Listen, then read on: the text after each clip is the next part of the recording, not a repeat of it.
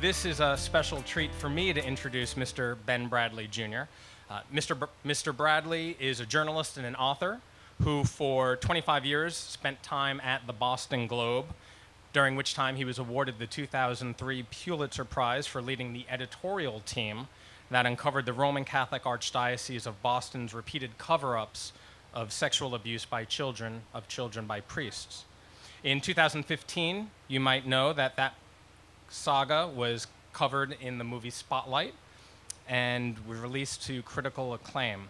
And Mr. Bradlee is no stranger to having his work picked up by Hollywood. Earlier, he had written a book, Guts and Glory, The Rise and Fall of Oliver North, which was turned into a CBS miniseries. And his newest book, The Forgotten, How the People of One Pennsylvania County Elected Donald Trump and Changed America, has brought him to this venue today. And on a personal note, I'm really excited to be participating in this conversation and introducing Mr. Bradlee, because for 12 years in a previous life, I used to be a CNN journalist, and I covered Congress, presidential campaigns, and national politics. And I spent a lot of time during those 12 years covering politics in Pennsylvania as an objective observer. And in 2016, after I left CNN, I became a political activist and was proud to return to the state of Pennsylvania, the Commonwealth of Pennsylvania, not to be an objective observer, but to door knock for Hillary Clinton, I'll admit. And now, here we are in Montgomery County, where I'm an at-large member of the council. But while I was in Montgomery County, Pennsylvania, his book takes place in Lucerne County, and that is where he centers his work. In The Forgotten, Mr. Bradlee synthesizes the conversations with nearly 100 voters, working-class communities in Lucerne, which was once a Democratic stronghold, but in 2006 went 58% for Donald Trump. And in its review of the book, the Washington Post said, quote, "This is not a big thesis book, nor a deep dive into new facts or ideas. But whatever the Russians did or the Koch brothers funded, this searing portrait shines a light on the disheartened voters the Democratic Party forgot." And so as a former journalist, as an elected official locally, I am really going to listen to what Mr. Bradlee says so that we can get a good assessment of 2016 and know what we have to do better for 2020. So with that, I welcome Mr. Ben Bradlee Jr.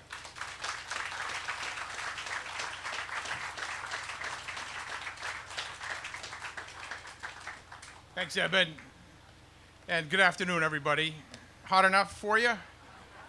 Feels good to me. I just came down from Boston, and it's still pretty cool up there, so I'm kind of enjoying the heat. Well, it's a pleasure to be here. My first time in Gaithersburg and this festival, but it looks like a terrific setup here with the tents, and you can wander around. I'm sure you've had a nice day doing that. Well, we live in interesting times, don't we? Like most journalists, I was captivated by the improbable political rise of Donald J. Trump, and then even more improbably, his actual election in 2016 as President of the United States. It was the best political story in generations.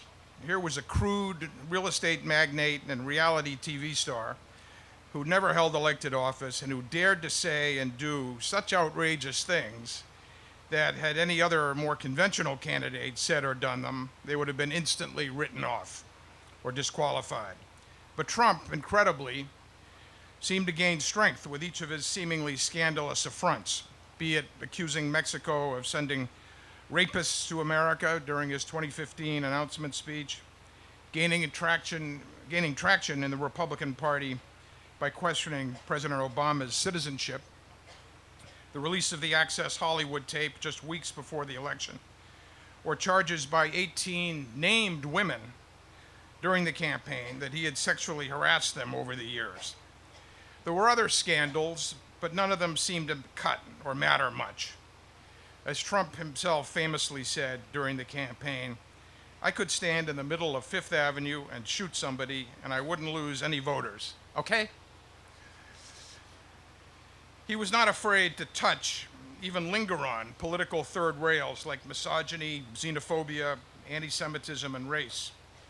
His shrewd "Make America Great Again" slogan was a nostalgic call to a simpler, whiter America, when the pace of social change produced little angst. The Trump story was so rich on so many levels that for a writer, the main problem was where to begin on a book, what approach to take. The overriding question to me seemed to be who exactly had voted for Trump and why had they done so? So I began looking more closely at the three Rust Belt swing states where the election had been decided: Pennsylvania, Michigan, and Wisconsin. Trump had surprisingly won those three states by a total of just 77,689 votes out of more than 13 million cast. If Hillary Clinton had won those states, she would have been the president. The three states were similar. They were overwhelmingly white and had been historically Democratic. None of the three had voted for a Republican as president since 1988. Wisconsin, not since 1984. But it was Pennsylvania that was the most important of the three because it had the most electoral votes, 20, and because Clinton, who had family roots in the state, had put it firmly in her column and considered it perhaps her most critical firewall. A closer examination of the Pennsylvania vote revealed that Trump won largely on the strength of his showing in the northeast part of the state. And it was one county, Luzerne, which led the way. Trump routed Clinton there by nearly 20 points. That represented an abrupt shift in political sentiment for this traditionally Democratic, given that it hadn't voted for a Republican for president since George Bush Sr. in 1988. And President Obama had won the county twice by 8 percentage points in 2008 and 5 points in 2012. Since Luzerne, which is home to Wilkes-Barre, that's the county seat, provided Trump with nearly 60% of his winning margin in the state, it's not a stretch to say that this single county won Trump Pennsylvania and perhaps the presidency to the extent the state's demographics and voting patterns were similar to Michigan's and Wisconsin. So my curiosity was piqued, and I decided to visit this place, which had played such a critical role in the election, and to talk to a range of Trump voters there about the choices they made. I wanted to see if Luzerne might be a prism through which to explore the underlying reasons for one of the most shocking results in political history. I made my first visit there on December 6, 2016, less than a month after the election, and I would make several more trips to the county lasting up to a week or more at a time over the next 14 months. After interviewing nearly 100 people over that time, I decided to tell the stories of a dozen of them in depth, people who I thought together revealed much about the roots of Trump's appeal or who represented key portions of his following. They're each different, but they have common threads. They share a contempt for Washington and the powers that be, who they feel have mostly abandoned them and left them marginalized by flat or falling wages, rapid demographic change, and a dominant liberal culture that they feel mocks their faith and patriotism. They feel like everyone's punching bag and that their way of life is dying. They feel a loss of dignity. They feel like others are cutting in line and that government is taking too much money from the employed and giving it to the able-bodied idle. They feel government regulations have become strangling and that the country is in danger of being inundated by immigrants, legal and illegal. A recent surge in the Hispanic population of Luzerne County made Trump's raw immigration pitch seem real, relevant, and attractive to many voters. For them, the new arrivals evoked not just a warm yearning for a whiter yesteryear, but an inclination, implicitly encouraged by Trump, to make clear that they preferred to be among their own race and social group. They feared that the place they had lived in their whole lives was changing in ways they didn't like or fully understand. These fears had long been latent, often unspoken about, but Trump gave his supporters license to speak about these feelings more openly, and he connected strongly to his aggrieved constituency, especially when he called them the forgotten people. That struck a chord, and then the floodgates seemed to open to him. Trump was able to activate, own, and even weaponize the resentments that his voters had over issues that were long-standing and hard to solve, if not intractable. While other parts of the country have thrived in recent years under globalization and the dizzying pace of technological change, Trump voters in Luzerne and many similar places throughout the land felt dealt out of the prosperity pie, left behind and generally unacknowledged or appreciated. They felt relegated from view as if their stories didn't matter. The campaign exposed the gulf of culture and class that fell largely on rural versus urban fault lines. The election result, I think, can mostly be seen as the revenge of the rural voter. The rural poor, the working class, and middle class felt largely ignored and condescended to by the Democratic Party. And Trump galvanized these voters' long-simmering frustrations.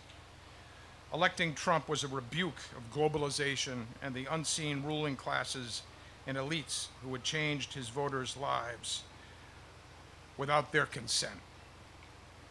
If you look at a map of the country, county by county, the final 2016 election results look like a sea of red. The election was less about the cities than it was these individual counties across the country. The 2,584 counties like Luzerne in the red vastness, which voted for Trump. They're self-governing units with their own police, firemen, school systems, and municipal services. Many counties have urban centers, but most, like Luzerne County, are rural in character, and some can serve as a microcosm of the nation. Another way of looking at the 2016 was as a struggle between the givers and the takers. And the givers are fed up with the takers, a Luzerne County historian told me. Quote, every single block in Wilkes-Barre will have a row of houses that are immaculate, generally retired, white working class, and union, cut grass and a tomato garden in the back. But sadly, within the last 20 years, we've seen a lot of what I call economic refugees from New York and New Jersey who have moved in under Section 8 housing. So one house sits pristine and immaculate next to another on Section 8. The people in the nice house feel like their investment is going down the tubes, and they're concerned this feeling, and they connected this feeling to Donald Trump. They'll say, I'm not a racist. It's because he's a bad neighbor with trash on the front porch. This is happening in other Rust Belt cities across America. People were frustrated by so many voters in their neighborhood. They saw themselves as giving, paying their taxes while their neighbors were not. And they attached that to the entitlement mindset of the Democratic Party, unquote. At this time, no one can be sure how the Trump story will end, with his impeachment in connection with the Russia investigation or with the president being triumphantly reelected in 2020. The Trump show has been spellbinding, but also exhausting to watch. One re-election variable for the president may be how much the electorate, even those who voted for him, will have suffered from Trump fatigue.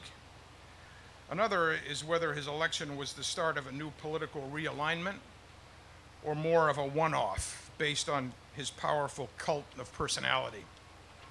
The midterm results suggest it was more the latter, but Trump's election still offers significant lessons for Democrats.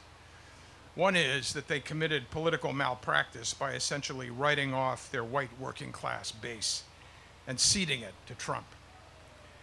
Brian Langan, who's a retired Pennsylvania state policeman who voted for Trump and was one of the people I featured in my book, told me, I felt I didn't leave the Democratic Party. The Democratic Party left me. I thought Washington is broke and I need someone to go down there with a sledgehammer. That was Donald Trump. While many see Trump as undisciplined, he's been laser focused on delivering for his base on key campaign promises, like curbing both illegal and legal immigration and dumping the free trade orthodoxy that he thinks has been a bad deal for America.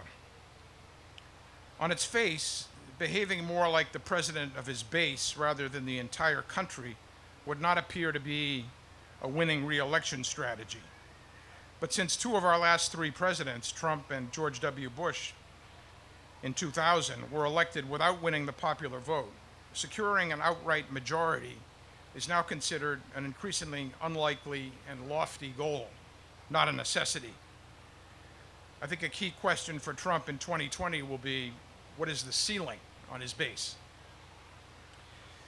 Despite the current strong economy, there are many who think the 2020 election will be won less on economics than on hot-button cultural issues like race and immigration, which voters in Luzerne County and elsewhere showed were pivotal in electing Trump. When Trump stands up in front of his audience at rallies during the campaign and tells them he's going to give them their country back, he's having a conversation about race. Cornell Belcher, a Democratic pollster who worked for President Obama, told the New York Times recently. When the Democratic response is that we're going to raise the minimum wage, we're having a conversation about economics. We're playing checkers while Trump is playing chess. Rather than concentrating on winning back the white working and middle class, Belcher and others argue that Democrats would be better served to maintain and expand the Obama coalition of the college-educated, women, millennials, and minorities, especially as the United States edges ever closer to being a majority-minority country. But that would be a doubling down on the bet that Trump's overwhelmingly white coalition cannot win mathematically as the minority population increases, a strategy which was proved wrong in 2016. So why would Democrats limit their playing field? I think they should reach back out to what was once the mainstay of their coalition, the white working class. Bill Clinton urged his wife to do this in 2016, but she rejected his advice. In order to make inroads in reclaiming many of those who left the party for Trump, Democrats will need to develop more of a heartland sensibility and change the widely held perception that they're dominated by elites on either coast who look down on people in the middle of the country. In other words, they need to nominate someone with the blue-collar cred that Hillary Clinton did not have. And they need to try and unify a country that's grown more divided than it's been in years. Despite having pledged in his acceptance speech on election night to try and do just that, Trump in office has attempted nothing of the sort. He's consistently inflamed the country's divisions rather than reach out to his opponents and try to reach consensus. During tragedies such as the shootings at the Pittsburgh synagogue, teleprompter Trump will mouth the obligatory platitudes about the need to come together, but then he'll go right back out on the stump at his rallies and rant against his enemies, the media, and the Democrats. If he decides to continue this harsh, slashing manner and cede the unity issue, I think a Democratic presidential candidate would do well to fill the void and run on a platform of trying to bring people together, or at least attempt to create a dialogue between two entrenched sides so that the country can better understand and grapple with its polarization. There are indications this is starting to happen. The Democratic frontrunner in polls, former Vice President Biden, has been talking up unity, and he did again this afternoon at his formal coming out party, so to speak, in Philadelphia. The only thing strong enough to tear apart America is America itself, Biden said recently. We've seen it start. We have to stop it. We choose hope over fear, unity over division, truth over lies. This country has to come together. But to win back Trump voters in Luzerne County and many places like it throughout America, Democrats will also need to more clearly define what they're for rather than who and what they're against. Trump the man and everything he stands for. And the party will need to make more room for centrist voices if it wants to reach voters who now feel culturally alienated from its prevailing liberal orthodoxy. Moreover, the party, which has long prided itself on its tolerance, will also have to curb the tendency of many of its leaders to use a broad brush to paint most Trump voters as racist or to condescend to them. Lynette Villano, a diehard Trump supporter in Luzerne County, who I featured in my book, told me, When people put Trump down all the time, it's hard not to think they're putting you down, too. We were constantly being made to feel uneducated if we supported Trump. We felt like elitists were laughing at us. That hurt me. Villano and many others like her felt forgotten and wanted to be respected. Then Trump came along and seemed to recognize and acknowledge them. He made them feel good about themselves, while Hillary Clinton largely ignored them or made them feel ashamed. So they voted for Trump. It essentially all came down to that. People fall in love with their therapist because they want to be heard, and they want to be heard without judgment. Tiffany Cloud, another Trump voter in Luzerne, told me. I think people felt Donald Trump heard them without judgment. In 2020, I think the Democrats need to listen to their alienated base and hear them without judgment as well. Thank you, and I'll take any questions you might have.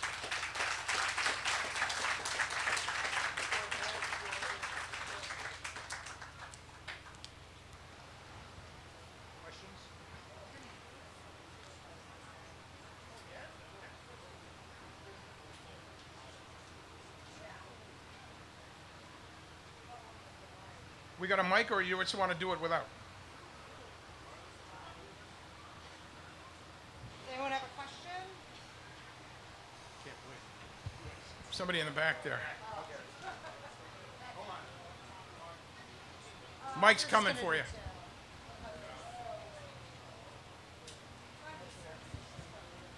Thank you. This was wonderful.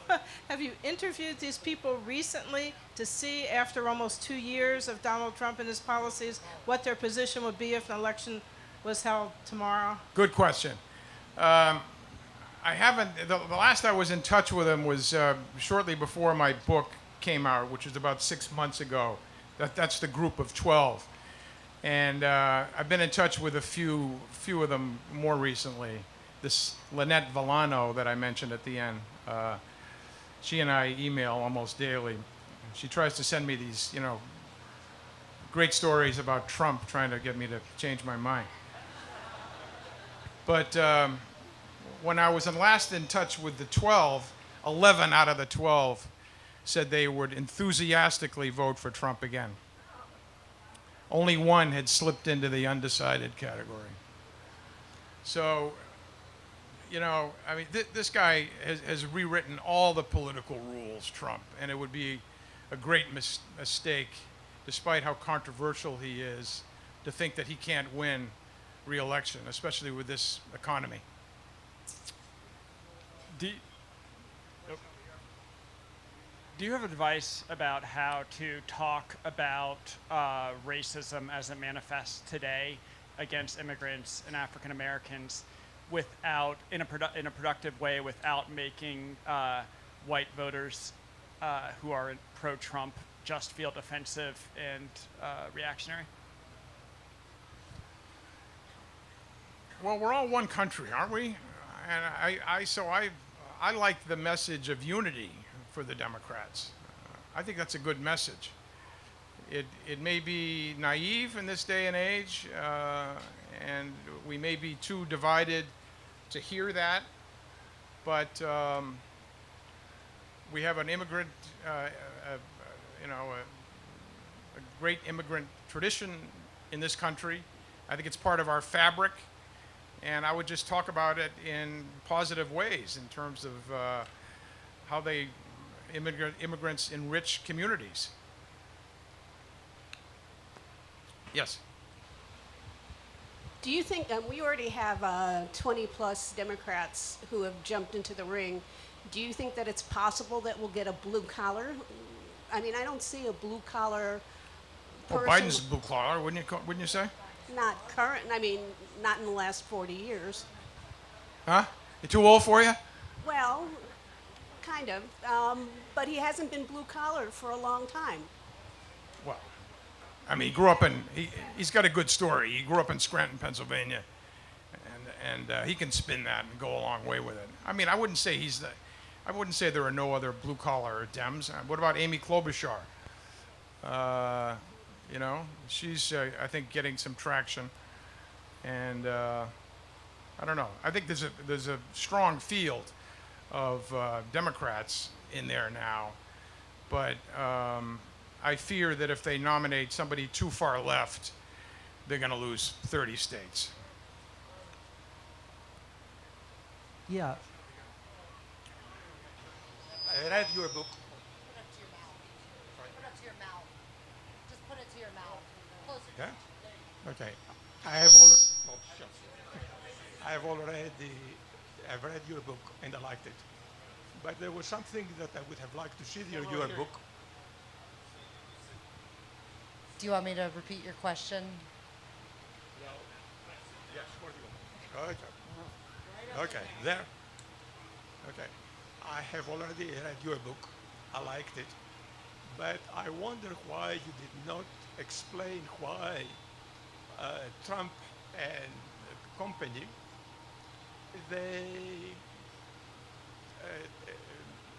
they knew what to do, and the Mrs. Clinton and the Democratic Party, they let them do.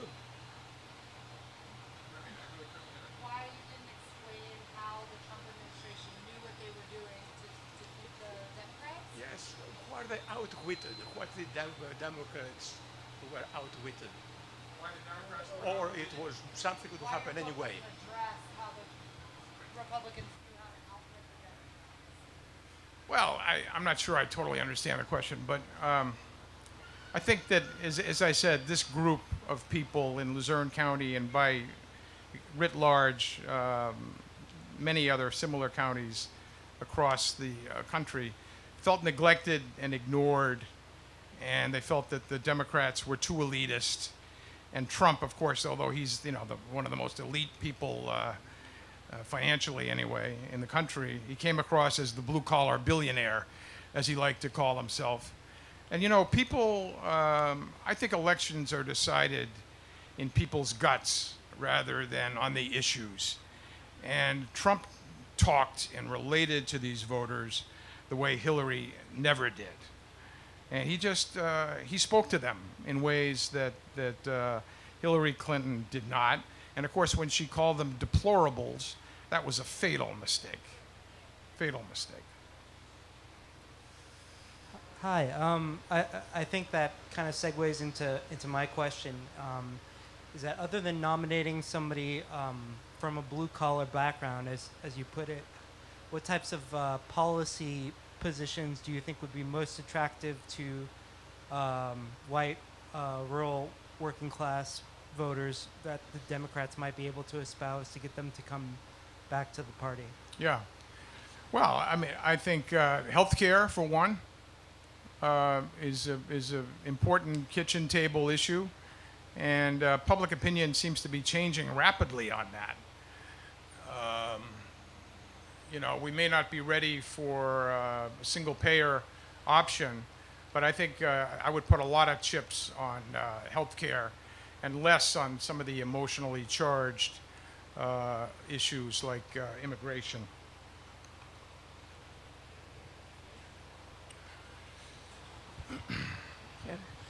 We read your book recently and really enjoyed it. I think your title was what grabbed me because I really wanted to understand why people were willing to vote for somebody who was so crude and so many things that he has said right from the beginning have been so, as you said, any other candidate would have been down right away. My question really is, again, I think somebody asked you already how they feel about it now, and most of them you said still would vote for Trump. There was one couple in your book that the husband was anti-Trump and the wife was pro-Trump. Has either one of them changed sides, or are they still kind of rooted in their own? No, they're the same. This was a couple who I featured in the book who were one of the most important constituencies for Trump were evangelicals. And why, you asked, do evangelicals go for a three times married guy who has affairs with porn stars? They give him a pass because overwhelmingly the evangelicals, their number one issue is abortion. And a Republican nominee in this day and age has to be pro-life, as they say. And even though Trump was pro-choice in his younger days when he was a New York City Democrat, he embraced that.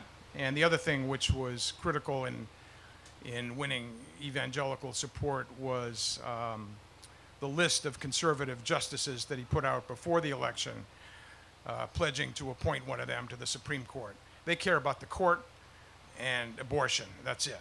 And there's no way they're going to vote for a pro-choice Democrat. And this couple, they're, Trump has caused great difficulty in their marriage. I'll leave it at that. I don't want to pry further into their personal affairs. The 12 people you feature, were they just unaware that Democrats have always been the ones that have fought for Social Security and access to health care? Or are those just aren't important issues to them? No, Social Security and Medicaid certainly are important issues. They just felt that the Democrats had grown. I don't think they felt that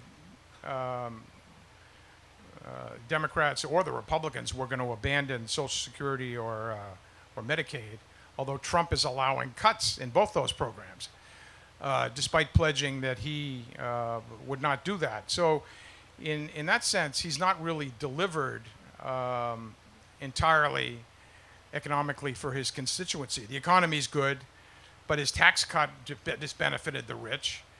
And but with them, it's style over substance. They like Trump.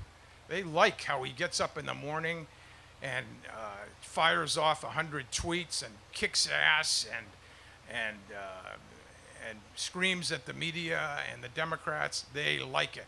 They like the show.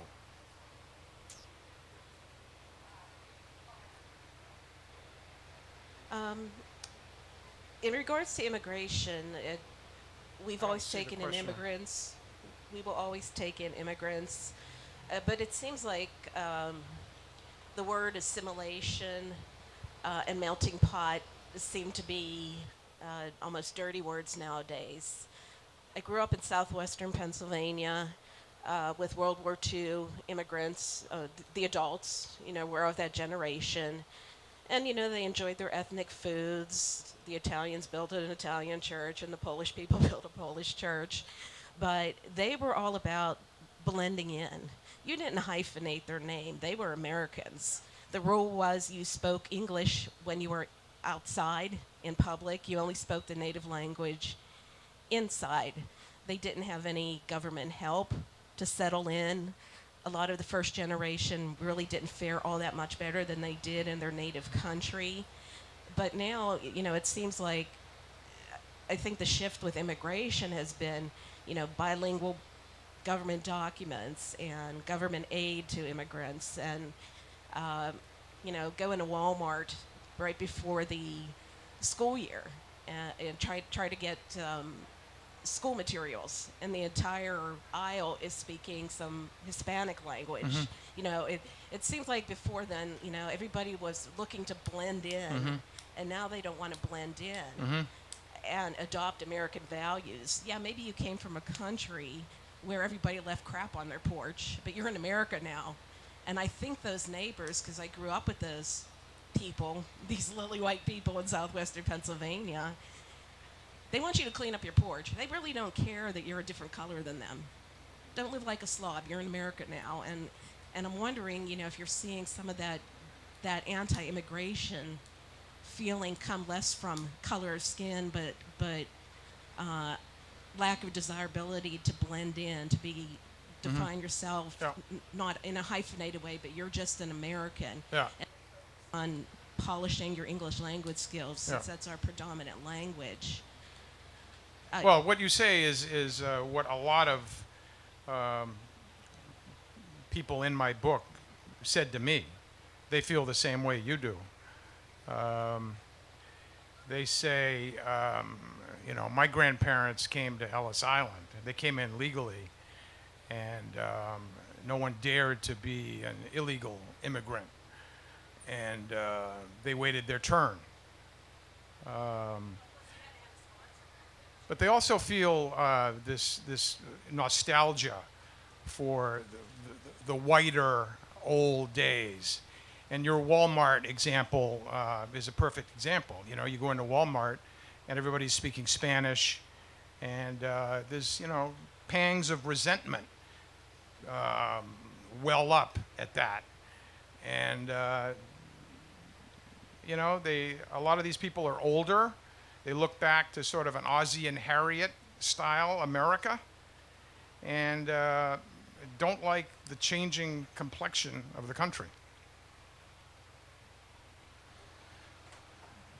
Did you spend any time in Lou Barletta's Hazleton and that multicultural community? In Hazleton, sure, yeah. And how do they get along with each other? Well, Hazleton is the second city in Luzerne County, and what's notable about that is that it's become a majority-minority city just in the last 10 years. It's become Hispanic, maybe now 55, even 60% of the people, whereas 10 years ago it was 5% Hispanics. And all of those people are mostly Dominicans, having come from New York or New Jersey for the warehouse jobs that have sprouted up along there. These are minimum wage jobs, and they've had there's been a lot of white flight, and people have had a hard time adapting to one another. But I think it's getting a little better. I think it's getting a little better, and both sides are you know, a lot of nonprofits have sprung up to teach Hispanics English, and even whites Spanish. So I think there's a little bit more goodwill. This is where Congressman Lou Barletta came from, who was Trump's choice to run against Bob Casey as the sacrificial lamb in Pennsylvania. And he got beat badly. But I have a lot about Hazleton in the book, and it was important because illegal immigration was Trump's issue, and Lou Barletta is like a miniature Donald Trump. With the imprisonment of Manafort, Flynn, Cohen, and others, and the possibility of Ron Mueller, Bob Barr, Don Jr., and Kushner having to testify in front of Congress, what effect do you think that'll have? What impact? Well, I hope people are paying attention. Trump, you know, has been remarkably successful in framing the Mueller report as a win for him. Remarkably successful. You know, he wanted to inoculate his base for a year or more in advance by saying that Mueller was unfair. He's a Democrat, even though he's a Republican. He had Democrats working for him. He wanted to be FBI director, all this stuff. And the phrase "no collusion" has been his mantra. But if you read the Mueller report, there's been an unfortunate conflating of collusion and conspiracy. Collusion is not a crime. The crime, which Mueller said he could not find, was a conspiracy between the campaign and the Russian government. But there were more than 140 documented contacts and meetings between the campaign and Russians. And that's not collusion? Are you kidding me? That is collusion in spades. And so Trump's mantra when the Mueller report came out was no collusion, no obstruction, and total exoneration. He's wrong on all three counts, but it hasn't sunk in, certainly with his base. And I think a lot of the country, even Democrats, seem to be accepting that he didn't find collusion because they conflate collusion and conspiracy. I think the Democrats should talk about that more. It seems that a lot of the politicians who get the most attention are the ones who are less mild, sometimes a little on the outrageous side. I can't see the question. Right here in the middle. Oh, sorry. Yeah.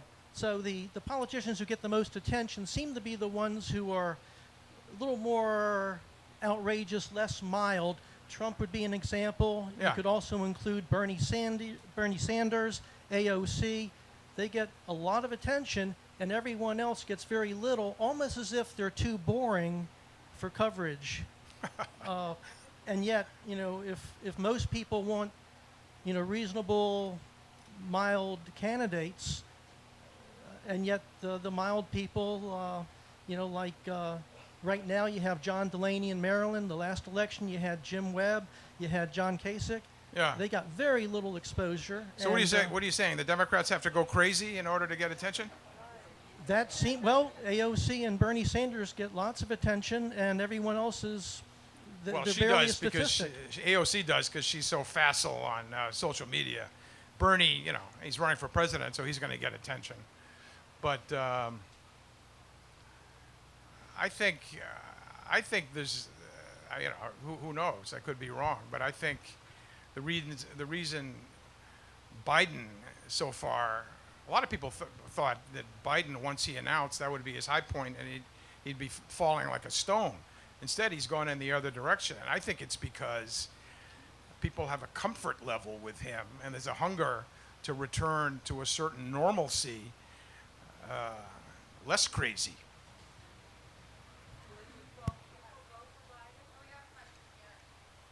Hold on, I'll get back to it.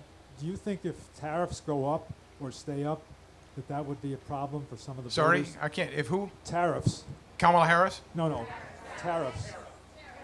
Oh, tariffs. Right. Do you think if tariffs are jumping up, stay up, or they're up there for a while, that would have any impact on the voters in Luzerne County?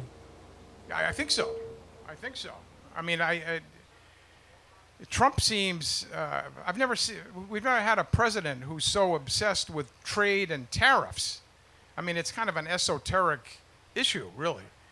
And, but he's obsessed with this.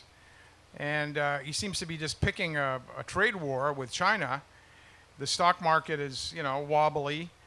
And he pays attention to the stock market. So I would think that he would want to cut a deal sooner than later. But if not, I think that that could really hurt him.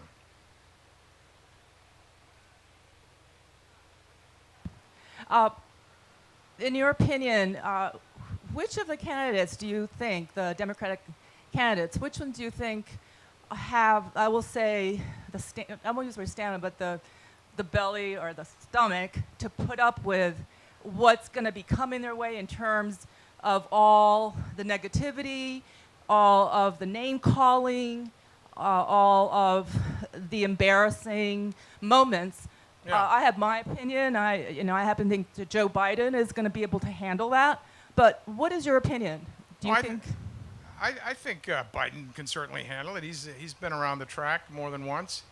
But I think they all have the spine, the top tier. I don't think that they're going to allow themselves to be bullied by Trump. He'll certainly try.